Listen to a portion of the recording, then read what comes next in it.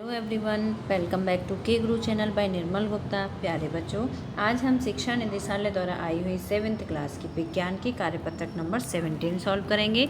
सभी विद्यार्थी अपने वर्कशीट पर अपना नाम लिखेंगे, कक्षा अध्यापक का नाम लिखेंगे, तिथि लिखेंगे 27 नवंबर 2020। तो बच्चों स्टार्ट करते हैं आज की वर्कशीट। और आज की वर्कशीट का हमारा टॉपिक है दैनिक जीवन में उदासीनीकरण। बच्चों, उदासीनीकरण की प्रक्रिया के बारे में हमने पिछली वर्कशीट में जाना था। उदासीनीकरण की प्रक्रिया होती है जिन अभिक्रियाओं में अम्ल तथा क्षार क्रिया करके जल एवं लवण बनाते हैं, उन क्रियाओं को रसायन विज्ञान में उदासीनीकरण की अभिक्रिया कहते हैं। ठीक है बच्चों, तो ये जो अम्ल एवं क्षार की प्रक्रिया है, अम्ल एवं क्षार जो अभिक्रिया करते हैं वो हमारे दैनिक जीवन में किस प्रकार से प्रभावित करते हैं, हम आज की वर्कशीट में जानेंगे। कभी कभी आप अधिक खाने के कारण अम्लता से पीड़ित हुए हैं। बच्चों, कभी ऐसा हुआ है कि आपने बहुत अधिक खाना खा लिया हो और फिर आपको खट्टी खट्टी डकारें आने लगी हों या आपके मुंह में खट्टापन आने लगा हो, तो वो क्या होता है, उसे ही अम्लता से पीड़ित होना कहते हैं। ठीक है, आप अपने परिवार के सदस्यों से भी पूछ सकते हैं, यह काफ़ी कष्टदायक होता है। ऐसी स्थिति जब अम्ल बहुत अधिक बनने लग जाता है बच्चों, हमारे पेट के अंदर जो अमाशय होता है उसके अंदर अम्ल बनता है और अम्ल का स्राव जब ज़रूरत से ज़्यादा होने लगता है तो उस स्थिति को कहते हैं अम्लता से पीड़ित होना। ठीक है, और ये जो प्रक्रिया होती है बहुत ही कष्टदायक होती है तथा यह हमारे अमाशय में अम्ल की आवश्यकता से अधिक मात्रा स्रावित होने से होता है। अम्ल, अब देखिए जरा सोचिए कि चींटी के काटने पर जलन क्यों होती है। बच्चों, आपको कभी किसी चींटी ने काटा है?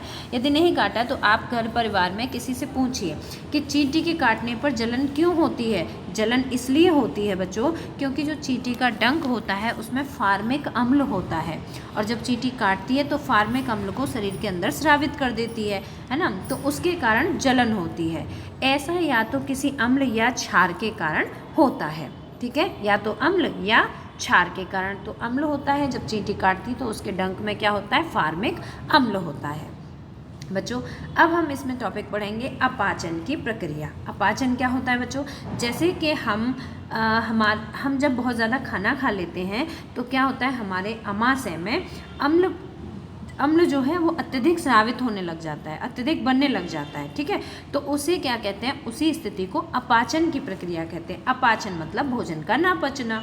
हमारे अमाशय में हाइड्रोक्लोरिक अम्ल पाया जाता है। हमारे अमाशय में कौन सा पाया जाता है, हाइड्रोक्लोरिक अम्ल पाया जाता है। यह भोजन के पाचन में सहायता करता है। ये किस में सहायता करता है, हमारे भोजन को पचाने में सहायता करता है। परंतु अम्ल की अत्यधिक मात्रा से हमारे अमाशय में अपाचन हो जाता है। जब अम्ल बहुत ज़्यादा मात्रा में बनने लग जाता है तो उससे क्या होता है, अपाचन की स्थिति आ जाती है। दूसरा हम पढ़ेंगे चींटी का डंक। बच्चों, जैसा कि मैंने अभी आपको बताया था, जब हमें चींटी काटती है तो चींटी की डंक में एक फार्मिक अम्ल होता है। वो फार्मिक अम्ल को स्रावित कर देती है, छोड़ देती है शरीर के अंदर काटते समय, है ना। तो उससे क्या होता है, एक तो शरीर के जिस भाग पर भी चींटी काटती है उस भाग पर सूजन आ जाती है और दूसरा कि जलन हो जाती है। तुमने देखा होगा कोई भी कीड़ा या मच्छर काटता है, जहरीला मच्छर काटता है तो शरीर का वो भाग थोड़ा उभरा उभरा हो जाता है ना। थोड़ी देर के लिए वहाँ पर स्वेलिंग हो जाती है, सूजन टाइप की हो जाती है, उभरा हुआ हो जाता है, फिर थोड़ी देर बाद वो ठीक हो जाता है।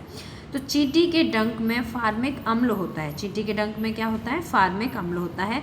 जब चींटी काटती है तो यह त्वचा में अम्लीय द्रव डाल देती है। मृदा की स्थिति, मृदा मतलब होता है बच्चों मिट्टी, मृदा की स्थिति। अब देखिए जो मृदा होती है वो क्षारीय हो या अम्लीय हो।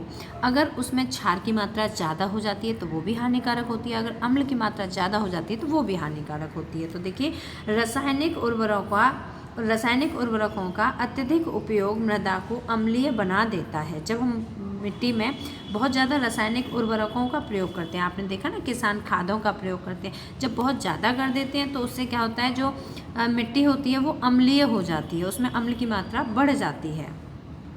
यदि मृदा अत्यधिक अम्लीय अथवा अत्यधिक क्षारकीय हो तो ये पौधों की वृद्धि के लिए अच्छी नहीं होती है। ठीक है, ना तो ज़्यादा अम्लीय होनी चाहिए और ना ही ज़्यादा क्षारकीय होनी चाहिए। नेक्स्ट टॉपिक है बच्चों कारखानों के अपशिष्ट। अपशिष्ट मतलब होता है कचरा, जो कारखानों से बेकार वेस्ट, जो खराब सामान बाहर फेंक देते हैं वो अपशिष्ट कहलाता है। अनेक कारखानों के अपशिष्ट मतलब कचरे में अम्लीय पदार्थ होते हैं। कैसे पदार्थ होते हैं, अम्लीय पदार्थ होते हैं। यदि ऐसे अपशिष्ट पदार्थों को सीधे ही जलाशयों में बहने दिया जाए, जलाशय मतलब जहाँ के पानी के स्रोत होते हैं, जैसे कि नदी, नहर, तालाब, कुएं, बावड़ी, ये सब जलाशय कहलाते हैं, ठीक है, या तालाब हो, तो अगर उसमें बहने दिया जाता है उस अपशिष्ट पदार्थ को डायरेक्ट ही, तो वो मछली और अन्य जलीय जीवों को अम्ल नष्ट कर सकते हैं। तो जो कचड़े में अम्ल होते हैं बच्चों, वो मछलियों के लिए बहुत हार्मफुल होते हैं, बहुत हानिकारक होते हैं, उससे मछलियों का जीवन खतरे में पड़ जाता है। और इसके अलावा मछली के अलावा और भी बहुत सारे जलीय जीव होते हैं ना जल में, तो उन सभी के लिए बहुत ही हानिकारक होता है। इसलिए कभी भी कचड़े के अपशिष्ट को या घर से निकले हुए अपशिष्ट को डायरेक्ट किसी जलाशय में नहीं फेंकना चाहिए। उपरोक्त सभी स्थिति अवांछित और नुकसानदायक है बच्चों, जैसा कि हमने अभी पढ़ा है ना, जैसे कि चींटी का काटना वो भी अवांछित है, वो भी बहुत बड़ा नुकसानदायक है। जैसे अपाचन की प्रक्रिया है, या कचड़ों का अपशिष्ट होना, या मिट्टी में अधिक क्षार या अम्ल की मात्रा अधिक हो जाना, तो ये सभी चीज़ें बहुत नुकसानदायक हैं और अवांछित हैं, मतलब ऐसा नहीं होना चाहिए। अतः इन सभी का उपचार आवश्यक है। अब हम इनका उपचार कैसे करेंगे बच्चों, तो यहाँ पर देखिए हम आज की वर्कशीट में उपचार भी जानेंगे। अपाचन का उपचार, जब अपाचन मतलब आमाशय में अम्ल की मात्रा ज़्यादा बढ़ने लग जाता है अम्ल, तो उसे हम उपचार कैसे कर सकते हैं। अपाचन के कारण स्रावित अम्ल की अधिक मात्रा को उदासीन करने के लिए हम प्रति अम्ल लेते हैं। क्या लेते हैं बच्चों, प्रति अम्ल लेते हैं, ठीक है।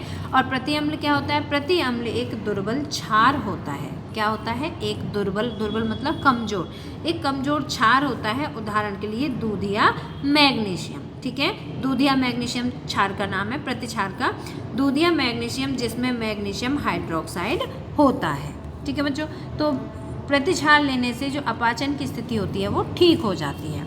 दूसरा है इसमें चींटी के डंक का उपचार। जब चींटी काटती है तो वो अपने डंक से जो फार्मिक अम्ल होता है उसे शरीर के अंदर छोड़ देती है, तो उसका हम उपचार कैसे करेंगे। तो देखिए, चींटी के डंक में उपस्थित फार्मिक अम्ल के प्रभाव को नमी युक्त खाने का सोडा, हम उसके लिए क्या प्रयोग करते हैं, खाने का सोडा। खाने का सोडा, जिसे कि रासायनिक भाषा में कहा जाता है सोडियम हाइड्रोजन कार्बोनेट, अथवा कैलेमलाइन विलयन, ठीक है, जिसे रसायन भाषा में कहते हैं जिंक कार्बोनेट विलयन, मल कर उदासीन किया जाता है। ये मृदुक्षार होते हैं बच्चों, ये मृदुक्षार होते हैं। अगर आपसे मृदुक्षार पूछा जाए तो आप इन दोनों का नाम याद कर लीजिए, खाने का सोडा और कैलेमलाइन विलयन। नेक्स्ट पॉइंट है मृदा उपचार। मृदा, जैसे हमने अभी पढ़ा था कि मिट्टी में अम्ल की मात्रा अधिक हो जाए या क्षार की मात्रा अधिक हो जाए तो हम उसका उपचार कैसे करेंगे। तो यदि मृदा अम्लीय होती है, मतलब मृदा में अम्ल ज़्यादा होता है, तो उसे बिना बुझा हुआ चूना अथवा बुझा हुआ चूना। अब बिना बुझा हुए चूने को रासायनिक भाषा में कहते हैं कैल्शियम ऑक्साइड, और बुझे हुए चूने को कहते हैं कैल्शियम हाइड्रोक्साइड, ठीक है, जैसे क्षारकों से उपचारित किया जाता है यदि मृदा क्षार की हो। अब हमने क्या पढ़ा अभी, अगर मिट्टी अम्लीय होती है, ठीक है बच्चों, तो देखिए यहाँ पर देखिए, अगर मिट्टी अम्लीय होती है तो उसमें हम क्या मिलाते हैं, बिना बुझा हुआ चूना या बुझा हुआ चूना, ठीक है। और अगर मिट्टी क्षार की हो, उसमें क्षार की मात्रा ज़्यादा हो, तो हम क्या करेंगे, तो इसमें हम जैव पदार्थ मिलाए जाते हैं। जैव पदार्थों में जैसे कि पत्तियों से बना हुआ खाद या गोबर से बना हुआ खाद या गोबर, ठीक है, तो ये जैव पदार्थ आते हैं, ठीक है।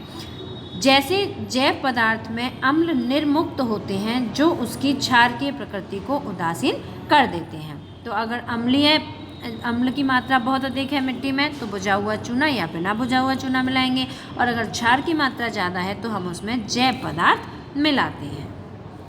नेक्स्ट पॉइंट है बच्चों कारखानों के अपशिष्ट के उपचार। जो कारखानों से जैसे निकला हुआ कचरा मलबा हम उसमें फेंक देते हैं जलाशयों में, तो उसका हमें क्या उपचार करना चाहिए। कारखानों के अपशिष्ट मतलब कचरे को जलाशयों में विसर्जित करने से पहले क्षारकीय पदार्थ मिलाकर उदासीन किया जाता है। उसको क्या मिलाना चाहिए, उसमें क्षारकीय पदार्थ मिलाने चाहिए जिससे कि उसकी अम्लता समाप्त हो जाए, क्योंकि जो अम्लीय कचरे में जो अम्लीय पदार्थ होते हैं वो मछलियों के लिए या और जलीय जीवों के लिए बहुत हानिकारक होते हैं। तो बच्चों ये रही आपकी आज की वर्कशीट, बहुत ही सरल है। आप वर्कशीट को 2 बार ज़रूर ध्यान से सुनें। अगर आप ध्यान से सुनेंगे बच्चों तो आपको इसकी परमानेंट नॉलेज हो जाएगी और आपको आगे भी याद रहेंगे ये टॉपिक। अब हम पढ़ेंगे सभी प्रश्नों को और उनके उत्तर समझेंगे। तो पहला प्रश्न है, अपाचन से आप क्या समझते हैं। अपाचन से आप क्या समझते हैं? तो बच्चों पहले प्रश्न के आंसर में आप यहाँ से आंसर लिखेंगे, हमारे अमाशय में हाइड्रोक्लोरिक अम्ल पाया जाता है। ये है आपका आंसर नंबर 1। ठीक है, आंसर नंबर 1, हमारे अमाशय में हाइड्रोक्लोरिक अम्ल पाया जाता है। यह भोजन के पाचन में सहायता करता है, परंतु अम्ल की अत्यधिक मात्रा से हमारे अमाशय में अपाचन हो जाता है। प्रश्न नंबर 2 है, प्रति अम्ल क्या होता है? तो प्रश्न नंबर 2 है, प्रति अम्ल क्या होता है? तो इसका आंसर बच्चों आप यहाँ से लिखेंगे, प्रति अम्ल एक दुर्बल क्षार होता है। आंसर नंबर 2, आंसर नंबर 2 है, प्रति अम्ल एक दुर्बल क्षार होता है। उदाहरण के लिए दूध या मैग्नीशियम। ठीक है, प्रश्न नंबर 3 है, डैश तथा डैश का उपयोग चींटी के डंक के उपचार में किया जाता है। तो बच्चों किसका उपयोग किया जाता है? एक तो खाने के सोडे का और एक कैलेमलाइन का। ठीक है, तो आप यहाँ से लिखेंगे प्रश्न नंबर 3 के आंसर में प्रश्न नंबर 3 के आंसर में लिखेंगे खाने का सोडा और कैलेमलाइन विलयन। ठीक है, आंसर नंबर 3 है ये। उसमें 2 ऑप्शन पूछे गए हैं, तो हम क्या क्या प्रयोग करते हैं? एक तो खाने का सोडा प्रयोग करते हैं और दूसरा कैलेमलाइन विलयन प्रयोग करते हैं चींटी के डंक के प्रभाव से बचने के लिए। प्रश्न नंबर 4 है, आप क्षार की मृदा को किस प्रकार उपचारित करेंगे? तो बच्चों क्षार की मृदा को कैसे उपचारित करेंगे? प्रश्न नंबर 4 के आंसर में आप यहाँ से ये पूरा लिख देंगे। ठीक है बच्चों, ये है आपका आंसर नंबर 4। आंसर नंबर 4, यदि मृदा क्षारकीय हो तो उसमें जैव पदार्थ मिलाए जाते हैं। जैव पदार्थ मतलब जैसे गोबर है, गोबर से बने हुए खाद हैं या पत्तियों से बना हुआ खाद। जैव पदार्थ मृदा में अम्ल निर्मुक्त करते हैं जो उसकी क्षारकीय प्रकृति को उदासीन कर देते हैं। बच्चों पत्तियों से बना हुआ खाद जैव पदार्थों में नहीं आता है, गोबर और गोबर से बना हुआ खाद ही आता है, तो आप इसे याद रखेंगे। ठीक है, तो बच्चों इस तरह से आपकी वर्कशीट के सभी प्रश्नोत्तर हुए। मुझे उम्मीद है आपको अच्छी तरह समझ आई होगी। अगर एक बार में समझ नहीं आई है या आपको इंटरेस्टिंग लगी तो आप इसे दोबारा ज़रूर सुनिएगा। मिलते हैं फिर इसी तरह की नेक्स्ट एजुकेशनल वीडियो में। अगर आपने अभी तक हमारे चैनल को सब्सक्राइब नहीं किया तो आज सब्सक्राइब जरूर करना। Then we will meet again next educational video. Till then bye bye, good luck to all of you.